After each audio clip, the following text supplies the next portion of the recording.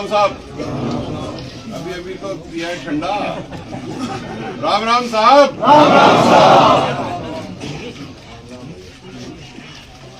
क्या कर रहा है? आपकी बात को पहुंचा रहे हैं। पीछे हो जाओ ना, पीछे हमारी बात तो पहुंच गई, हम तो उसकी सुनने के लिए बैठे। पीछे आ जाओ। भाई वो पहुंच गई। चला चला खूब चला। आपका धन्यवाद, खूब चलाओ। आप सबको मेरा प्रणाम। दादा, सबसे पहले तो मेरे को बड़ी खुशी है कि मैं अपने घर के परिवार के पटेलों के बीच में बैठा। ऐसा आशीर्वाद रोज रोज नहीं मिलता। और आज जिस स्थिति में हम है ना, ये अजीब सी स्थिति है, क्योंकि हम केवल जो ज्यादातर लोग बात करते हैं, हम सरसरी बात कर जाते हैं। गहरी बात क्या है? मैं आपको थोड़ी सी गहरी बात बताने की कोशिश करूंगा। अगर कहीं लगे कि मैं गलत कह रहा हूं तो मुझे बता देना, तो मैं ठीक करने की कोशिश करूंगा। 17 साल हो गए सब संघर्ष करते करते। 17 साल में अनेक शहीद हो गए साहब। भारत को इंडिपेंडेंट होने के बाद में किसी भी सिविल मूवमेंट में सबसे ज्यादा लोगों की शहादत हुई हो, वो गुर्जर आंदोलन ही और आरक्षण की लड़ाई ही रही है। लेकिन आज क्या? दादा राम राम। आज की तारीख में अगर हम देखें तो पिछले 17 साल में अपने समाज को मिला क्या है, ये सबसे पहले समझने की जरूरत है। मेरे हिसाब से हमें केवल 2 ही चीज मिली है भाई। कोई एमएलए बन गया हो, मिनिस्टर बन गया हो, उसकी तो मैं बात नहीं कर रहा, मैं समाज की बात कर रहा हूं। समाज को क्या मिला? समाज को एक 5% आरक्षण मिला जो 2019 में मिला, और उस अब से करीब 10 साल पहले आपको देवनारायण योजना मिली। इसके अलावा समाज को कुछ और मिला हो तो मुझे बताओ। नहीं मिला साहब। अब आज की तारीख में 73 शहीद, 17 साल का संघर्ष, 5% आरक्षण, और वो भी पूरा नहीं मिल रहा। ये बात समझने वाली। कहीं 1.5 मिलता है, कहीं 2.5 मिलता है, और उससे प्रणाली लगा के ये कर दो। चलो, ये तो हो गई आरक्षण की बात।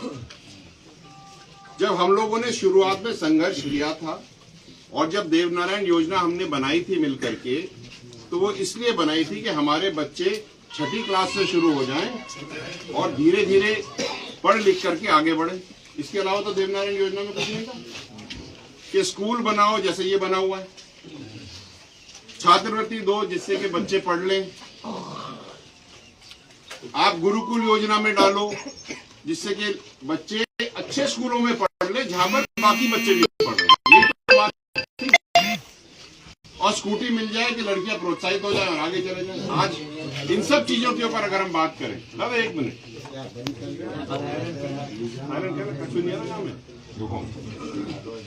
आज की तारीख में देवनारायण स्कूटी योजना नहीं मिल रही। मिल रही है क्या? नहीं मिल रही। स्कूटियां होगा। दूसरी चीज, ये जो स्कूटियां पड़ी हुई हैं, इनके इंश्योरेंस हो चुके हैं। अगर आपकी बेटी के नाम से इंश्योरेंस हो चुका है, उसको मिलना था, और वो कोई और चला रहा है उस स्कूटी को, और किसी का देहांत उस स्कूटी से हो जाए तो जेल कौन जाएगा? तुम्हारी बेटी जो घर में बैठी थी। सही है कि नहीं है? कर क्या रहे हो यार? स्कूटी के लिए पिछले साल 90 करोड़ का बजट था साहब देवनारायण योजना में। 90 करोड़ में से केवल 19 लाख रुपए खर्च किए गए, और कहते कि साहब हम तो दे दी। अरे जब खरीदी नहीं तो देंगे कहां से? आपकी जो छात्रवृत्ति मिलती है बच्चों को, आज आवेदन करो, आपकी किस्मत अच्छी है तो वेरीफाई हो जाएगा, नहीं तो वेरीफाई नहीं होगा, और वेरीफाई होगा तो कम से कम 2-3 साल बाद मिलेगा। इतने भरोटा भर भर के एप्लीकेशन पड़े छात्रवृत्ति के, जिनका क्रियान्वयन ही नहीं हुआ। इसकी दिक्कत क्या आ रही है समझो। बच्चा आज 12वीं में है, उसने बोला मुझे छात्रवृत्ति चाहिए और 3 साल तक उसको दी नहीं, तो या तो माँ बाप ने अपने जेवर बेचे या जमीन बेचे तभी तो पढ़ाया है। और देवनारायण योजना के पैसे तो उसको छात्रवृत्ति देके पढ़ाने के लिए थे, तुमने करा ही नहीं। सही है कि नहीं दादा? हमारी जो देवनारायण योजना है वो केवल बच्चों को पढ़ाने के लिए और आगे पैरों पे खड़ा करने के लिए है। गुरुकुल योजना जिसके अंदर में स्कूलों में 50-50 बच्चे अपन भेजते हैं एग्जाम दिलाकर के, उसकी स्थिति समझो। 10 साल पहले 54,000 रुपए में साल का खर्चा देने के लिए सरकार पैसे देती थी, तब फीस भी 54,000 ही थी। आज उस स्कूल की फीस हो गई 1 लाख रुपए, देते हैं अभी भी 54,000। इससे हो क्या रहा है? बच्चा जब स्कूल, जैसे आप धौलपुर में ले लो, कहो तो मैं नाम भी ले लूं स्कूल का, धौलपुर के स्कूलों में बच्चों को एडमिशन दिला देते हैं, समाज के बच्चों को, और कहते हैं कि 54,000 में मेरा पोसाता नहीं है साहब, खाने वाने का खर्चा मैं पूरा नहीं कर सकता, तो एक काम कर, 54 में से 20 तू ले जा, अपने घर ले जा बच्चे को, 34 में अपने पास रख लेता हूँ, और तो अपने घोड़े पे खूंटे पे बांध करके पढ़ा लीजिए, और साल के आध में आकर के यहाँ पर आके एग्जाम दे दीजिए। अब बताओ, हमने तो बच्चे को पढ़ाने के लिए बनाई थी ना योजना, घोड़े पे बिठाने के लिए थोड़ी बनाई थी। बच्चा पढ़ कहाँ रहा है? हम 20,000 रुपए लेकर के बैठे। हमने जो समाज को आगे बढ़ाने का विचार किया था वो तो खड्डे में पड़ा है। तो 17 साल के संघर्ष का आज की तारीख में क्या स्थिति है, ये है साहब। अब अगर हमने इसको ठीक से नहीं किया तो दिक्कत खड़ी। जब सरकार के लोगों से बोलेंगे भैया, जैसे हाकिम बात करता रहता है कि भैया समीक्षा होनी चाहिए, समीक्षा की बात करो, तो ऐसे बिदकते जैसे कि चौटी भर दियो। हमारी विडंबना समझो, मेरी खुद की निजी विडंबना समझो कि जिसको मैं चढ़ूं जिसके ऊपर, वो भी समाज का और ऊपर से वो भी संघर्ष समिति का, तो मैं मरूं तो कहां मरूं। ज्यादा बोलूं तो बोला समाज के छोड़ रहा हूं, लेकिन अब पानी यहां से यहां हो गया साहब। हम अपने बच्चों की जिंदगी खराब नहीं कर सकते। बड़ी मुश्किल से 250 करोड़ रुपए सालाना बजट है आपका देवनारायण योजना का, उसमें से करीब 30 से 35% बजट हर साल लैप्स हो जाता है।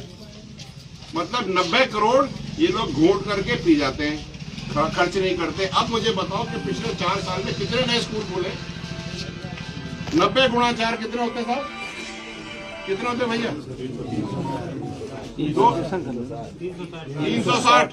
360 करोड़ में कितने स्कूल खोल सकते थे? ये है बात, खुल के बात करनी चाहिए अपनी। अरे कल की पता चली क्या हुआ? कल आपके कन्या महाविद्यालय नांदौती में, क्योंकि अब समाज ने तो लठ उठा लिया है, तो मारेंगे सोटा। अब जब सोटे की आवाज ही लगने लगे ना, धनक, तो उन्होंने चिट्ठी निकाली है कि जितनी भी लड़कियां, सुनो समझो, जितनी भी लड़कियां कन्या महाविद्यालय की हैं नांदौती की, जिनकी स्कूटी बनती है, वो अपने कागज जमा करे। कोई 15 कागज चाहिए उनको, उसमें 4 कलर फोटो भी चाहिए। चिट्ठी निकाली है कल क्या तारीख थी? 4, और अंतिम तारीख क्या है साहब? 5 तारीख 3 बजे, आज 3 बजे। और ये कहा है कि अगर आप नहीं जमा करोगे तो आपको आपकी स्कूटी से वंचित कर दिया जाएगा। आप मुझे बताओ कौन सी दीवार में मुंह मारोगे? आप मारोगे, मैं मारूंगा? सही कह रहा हूं?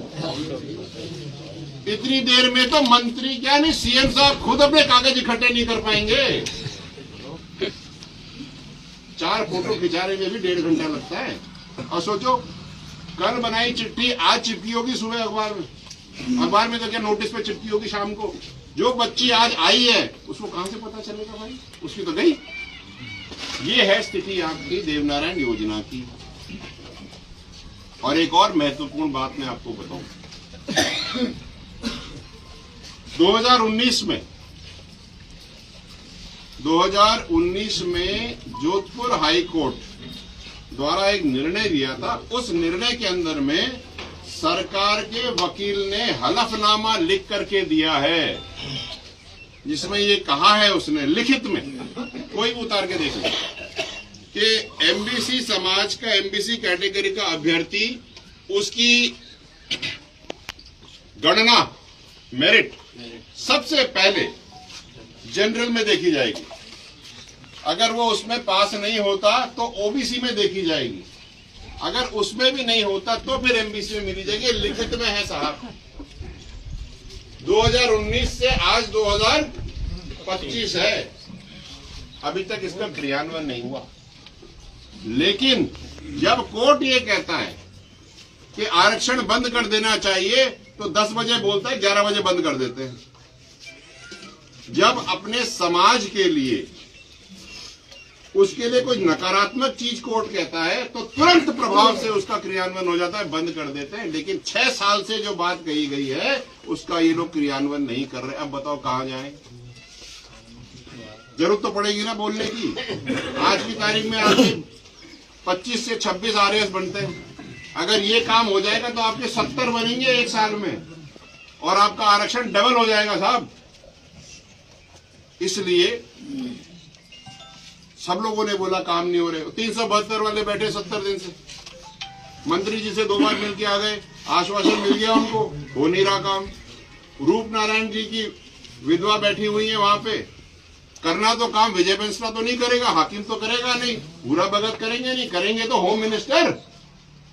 कलम तो वहीं से आएगा ना, होम डिपार्टमेंट से। और होम डिपार्टमेंट के मंत्री जी भी अपने समाज के ही हैं भाई, और वो भी संघर्ष समिति है, वो तो पीड़ा समझते ही होंगे ना। कर दो ना यार।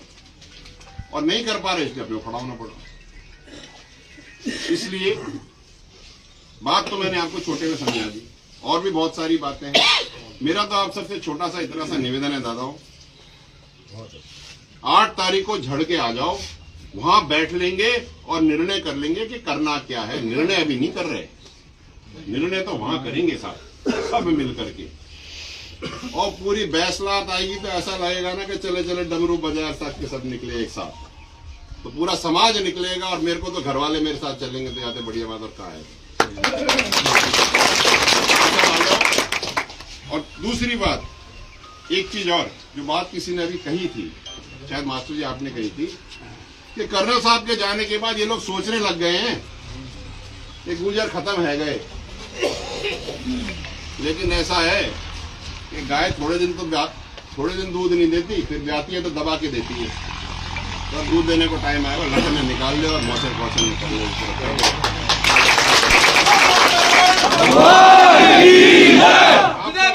संघर्ष करो, हम तुम्हारे साथ हैं। कर्नल तेरा मिशन अधूरा, कर्नल तेरा मिशन अधूरा। मेरा तो एक ही नारा है दादा, बोलो भोला बाबा की जय। आना साहब, पीले चावल ने सब राम।